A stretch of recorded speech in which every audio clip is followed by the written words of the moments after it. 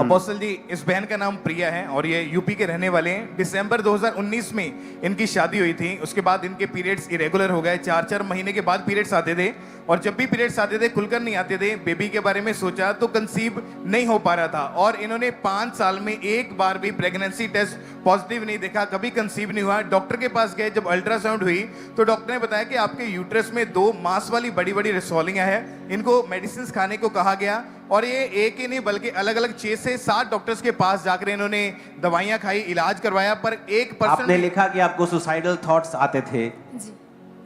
क्या सोचते थे आप तब भी कि आपके कभी होगा, या उस समय आप प्रभु में थे कि नहीं थे? हाँ, प्रभु में थे। और तब भी सुसाइडल थॉट्स आपको आते थे? बहुत आते थे। क्या सोचते थे आप?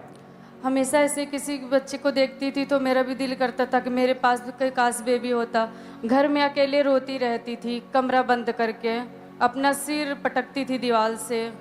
सुसाइड का थॉट बहुत आता था। और मेडिकल ट्रीटमेंट आपने करवाए सभी? बहुत करवाया। आपकी स्कैनिंग की रिपोर्ट्स आपके पास हैं अभी? हाँ। जहां रसौलियां थी आपके अंदर और उसके बाद आपने डॉक्टर्स को चेंज किया, दवाइयों को खाया, सुसाइडल थॉट्स आपको आते थे और आपको किसी रिलेटिव ने मिनिस्ट्री के बारे में बताया और आप फॉलो करने लगे। जी। क्या हुआ, वो जर्नी क्या है, आप मेरे को बताओ। किसने बताया आपको, आपने कैसे फॉलो किया, ऑनलाइन किया कि आए, क्या हुआ आपके साथ? मेरी एक सिस्टर है जो मुंबई में रहती हैं, उन्होंने मुझे बताया था 2024 में। ओके। तब मैंने आना स्टार्ट, पहले ऑनलाइन देखा, फिर उसके बाद चर्च आना स्टार्ट किया। और फिर मैं लगातार ऐसी मीटिंग अटेंड करती रही, लोगों की गवाहियां देखती रही। जब देखती थी किसी को 17 साल बाद 15 साल बाद बेबी होता था तो मेरा विश्वास बढ़ता था कि जब प्रभु इन्हों दे सकता है तो मुझे भी दे सकता है। तारीफ करो जोर से। हाँ। और अपोस्टल जी उसके बाद ओके, आप फिर जून में अजनाला क्रूसेड पे आए थे? जी, अजनाला क्रूसेड में आई थी और जब फायर प्रेयर हुई तो मेरी बॉडी सीवर करने लगी और मैं गिर गई। आपको मालूम होना चाहिए क्रूसेड्स एक अलग लेवल है। हर जगह परमेश्वर की प्रेजेंस है, यहां भी है, लेकिन क्रूसेड्स पे मैं आपको बताता हूं उसका सीक्रेट क्या है। आप जब भी नोटिस करेंगे क्रूसेड्स के ऊपर जो मेरा मैसेज होता है वो परमेश्वर की ओर मुड़ने का होता है। और आपकी स्पिरिचुअल लाइफ को मैं चैलेंज करता हूं हमेशा कि आपको ये चीज करनी है, परमेश्वर ये चाहता है। और मैं महसूस करता हूं उस समय स्पिरिट में कि परमेश्वर का जो हृदय होता है वो बड़ा ओपन होता है क्रूसेड पे, कि वो लोगों पर अपना प्यार उंडेल रहा होता है और उन्हें इन्विटेशन दे रहा होता है अपने साथ मेल मिलाप करने का। और आप इमेजिन, वहां पे मैंने देखा है कि वहां पे जो हीलिंग पावर है, जो डिलीवरेंस पावर है, वो एक नेक्स्ट लेवल की परमेश्वर वहां पे रखता है। और आप क्रूसेड पे आए, आप 2 जून 2025 को जो क्रूसेड था अजनाला में, आप वहां पे आए और आप वहां पे प्रेयर जब आपने रिसीव की, आपको कुछ हुआ, वो क्या एक्सपीरियंस है वो आप शेयर करें। जब प्रेयर हुई तो मुझे ऐसे जैसे गर्मी सी लगी और मेरी बॉडी इतनी सीवर करने लगी कि मैं कुछ दूर तक ऐसे ही लौटते लौटते चली गई। उसके बाद फिर मैं जब घर नहीं, आई, पर अगर हम एक संसारिक व्यक्ति के रूप से बात करें तो वो जून का महीना था, तो आपको वैसे भी गर्मी लग सकती है कि आप क्रूसेड पे हैं, आप कुछ वर्शिप कर रहे हैं, तो आप गर्मी लग सकती। लेकिन ये गर्मी अलग थी या क्या था? अलग तरीके जैसे कोई करंट लगाओ, पूरी बॉडी झंझनाहट सी तो होने लगी। ये गर्मी वाली गर्मी नहीं थी? नहीं। आप कुछ और बोल रहे हो। हाँ। कि आपको कुछ गर्माहट अलग सी महसूस हुई और करंट अलग सा लगा था, करंट जो आपको पहले कभी महसूस नहीं हुआ। और उस क्रूसेड पे आपको लगा कि मुझे किसी ने छुआ है। ओके, अब इसे हम एक साइकोलॉजिकल मान सकते हैं कि चलो साइकोलॉजिकल, देखो जी, जब धार्मिक जगहों पे जाते हैं तो साइकोलॉजिकल इफेक्ट होते हैं, ये पुलिसो इफेक्ट है, फलाना इफेक्ट है, धमकाना इफेक्ट है। चलो आपकी सारी बातें मान लेते हैं, इफेक्ट हो जाते हैं साइकोलॉजिकल। लेकिन उस एक्सपीरियंस के बाद एक्चुअल में आपकी लाइफ में क्या हुआ वो बताओ आप। जब मैं घर गई तो हस्बैंड से मेरी बहुत लड़ाई होती थी। उस रात भी बहुत लड़ाई हुई। तो मैंने फिर वहां से आई, यही सब बात हुई थी कि तुम कभी माँ नहीं बन सकती, ये वो बहुत लड़ाई हुई हमारी उनकी। तो मैंने कहा संडे मीटिंग थी, तो मैंने कहा फादर्स डे मीटिंग है, इसको अटेंड कर लूँ, कल मैं घर चली जाऊंगी। पूरा सामान इकट्ठा कर लिया था। उसके बाद मैं नीचे आई क्योंकि पीरियड इरेगुलर थे तो दवाई चलती थी। मैं दवा लेने गई पीरियड आने की, मैं प्रेग्नेंट थी, मुझे पता नहीं था। मैं गई पीरियड की दवा लाने, फिर मेरे मन में आया कि मैं किट ले लेती हूँ, शायद प्रेगनेंसी हो। फिर मैं कही कभी तो होता नहीं, नहीं होगा। 2 बार ऐसे मन आया, फिर मैंने कहा ले ही लेती हूँ। जब लेके आया, चेक किया तो टेस्ट पॉजिटिव आया। मैं अंदर ही रोने लगी और उसके बाद मैंने किट लेके अब समझ आता है कि जब पवित्र आत्मा ने छुआ क्रूसेड के ऊपर, कोई गिर जाता है, कोई किसी को गर्माहट फील, किसी को ठंडक फील होती है, किसी को ताली बजाने का मन करता है, किसी को। जब मैं मीटिंग्स पे जाता था, ऐसी मीटिंग सभाओं में जब मैं जाता था और मुझे मानसिक डिलीवरेंस की बड़ी जरूरत होती थी, तो लोग समझते शायद ये थोड़ा सा डिप्रेस्ड है इसलिए गिर जाता है, लेकिन नहीं, मुझे मालूम था जब पास्टर प्रार्थना करता तो मैं बहुत गिरता था। मेरी टीम मुझे संभालने में, टीम ये नहीं कि मेरी टीम, मेरे को वर्कर्स जो मेरे साथी होते थे वो मुझे संभालने में लगे रहते थे। और कई बार तो मीटिंग में 10-10 बार मैं गिरता था। ये नहीं कि शैतान मेरे अंदर था, पवित्र आत्मा मैंने पाया हुआ था, लेकिन पवित्र आत्मा की सामर्थ मुझे इतना छूती थी और मैं अपने आप को इतना खुला रखता था परमेश्वर के सामने कि ताकि परमेश्वर ज्यादा से ज्यादा मुझे फिल कर सके। और यही वो एक्सपीरियंस है कि मैं क्रूसेड पे गई और कुछ अलग मुझे हुआ। ये वो गर्माहट नहीं थी जो गर्मी में पसीने से घबराहट आती, ये करंट था, कुछ अलग सुपरनैचुरल एक्सपीरियंस था। चलो मान लो जी ये कुछ नहीं था, ये साइकोलॉजिकल था।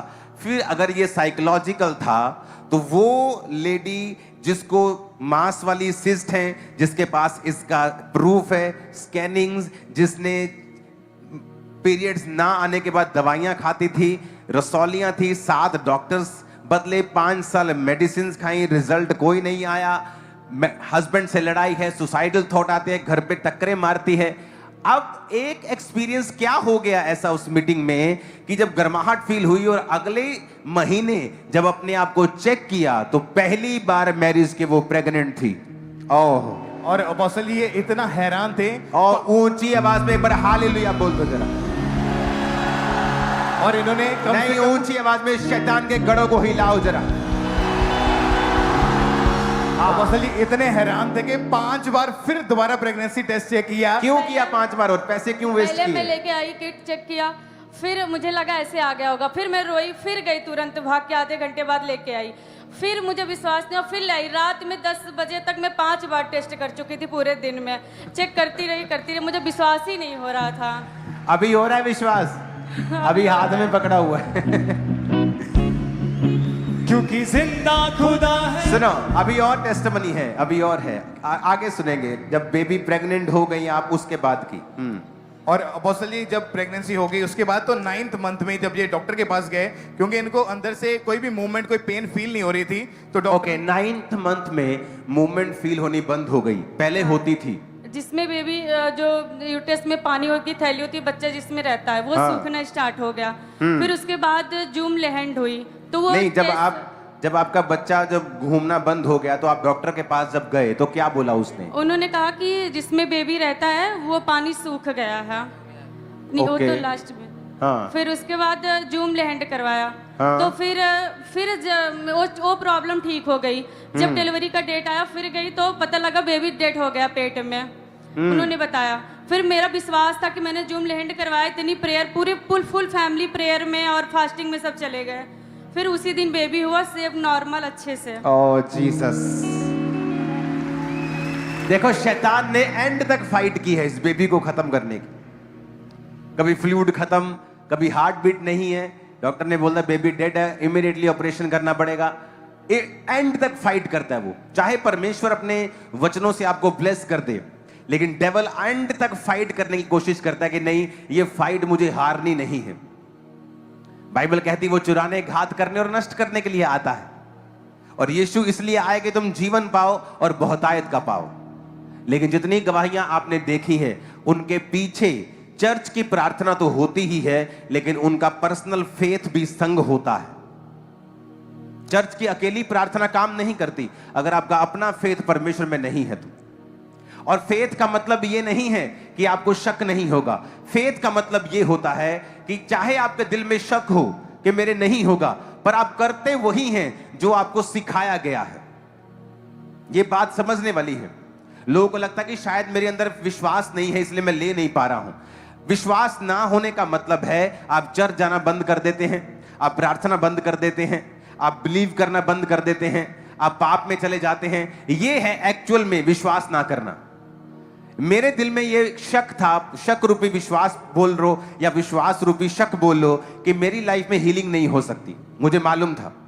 लेकिन मैंने चर्च जाना छोड़ा नहीं, प्रार्थना नहीं छोड़ी, बाइबल नहीं छोड़ी। और एक्चुअल में परमेश्वर आपके कर्म देखकर आपको देता है, ना कि आपके शब्दों से। और कर्म क्या थे कि बिलीव है कि नहीं, मैंने एक बार भी प्रेगनेंसी नहीं देखी है, नहीं हो सकता। डॉक्टर ने बोल दिया रसौलियां हैं, पहली टेस्टमनी, एग नहीं ग्रो करते हैं, रसौलियां हैं, पीरियड इरेगुलर है, दवाइयां खा चुके हैं, हर बार दवाई खाते थे, दवाइयां खाते थे, कितनी बार दवाइयों के कोर्स लिए, कोई रिजल्ट नहीं आया, एंड में सब खत्म कर दिया। लेकिन मन में था कि मैं कभी मां नहीं बन सकती। लेकिन कर्म क्या है? अनॉइंटिंग ऑयल अप्लाई कर रही है। कर्म क्या है? प्रेयर कर रही है। कर्म क्या है? अपनी उस किट के ऊपर, जो प्रेगनेंसी वाली किट है, उसके ऊपर भी क्रॉस बना रही है। ये कर्म है, और परमेश्वर कर्म देखता है। आप यहां बैठे हैं, आपका ये कर्म है, वो कर्म देख रहा है। आप प्रेयर कर रहे हैं, वो कर्म देख रहा है। आपके दिल में शक हो सकता है, पर वो शक जल्दी खत्म हो जाएगा, क्योंकि आप ग्रैब करने वाले अपनी लाइफ की बिगेस्ट टेस्टिमनी को जल्दी, वेरी सून मैंने कहा, अब अपनी लाइफ की सबसे बड़ी गवाही के साथ पुलपिट पे आने वाले हैं। आमीन। ऊंचे चाहिए और साथ चाहिए, ऊंचे चाहिए और साथ चाहिए। क्योंकि जिंदा खुदा है तू मेरा, जिंदा खुदा हालेलुया, है तू मेरा। Hallelujah, hallelujah.